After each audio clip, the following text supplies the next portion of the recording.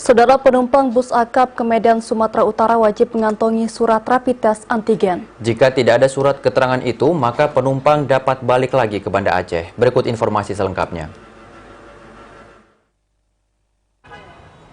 Setiap penumpang bus akap ke Medan diwajibkan menunjukkan surat rapid test antigen. Ketentuan ini diterapkan Terminal Tipe A Bato Banda Aceh, menindaklanjuti surat Gubernur Sumatera Utara perihal persyaratan memiliki rapid test antigen bagi pelaku perjalanan dalam negeri yang masuk ke Medan. Kebijakan yang mulai berlaku 21 Desember 2020 hingga 4 Januari 2021 guna mencegah penularan COVID-19, terutama pada saat liburan panjang akhir tahun.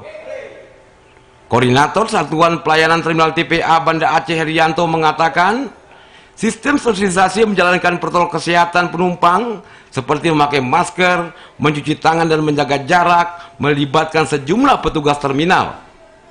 Sosialisasi diarahkan terhadap semua penumpang saat bus hendak berangkat ke Medan.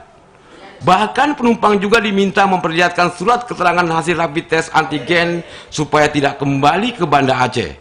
Armada yang mau berangkat ini selalu kita ramcek, yaitu keadaan fisik kendaraannya, apa layak atau tidak layak kendaraannya juga kita lakukan supaya kita memberikan kenyamanan kepada penumpang untuk yang berlibur panjang.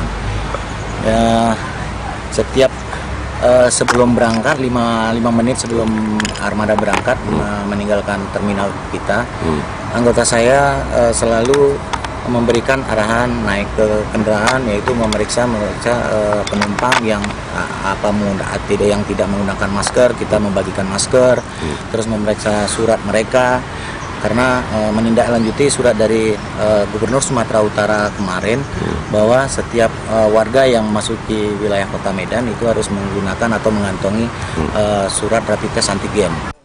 Berdasarkan pemeriksaan disebutkan sudah 70 hingga 80% penumpang yang mengantongi surat rapid test antigen. Bahkan pihaknya juga membagikan masker apabila ada penumpang yang tidak membawa masker. Tim Liputan TVRI melaporkan.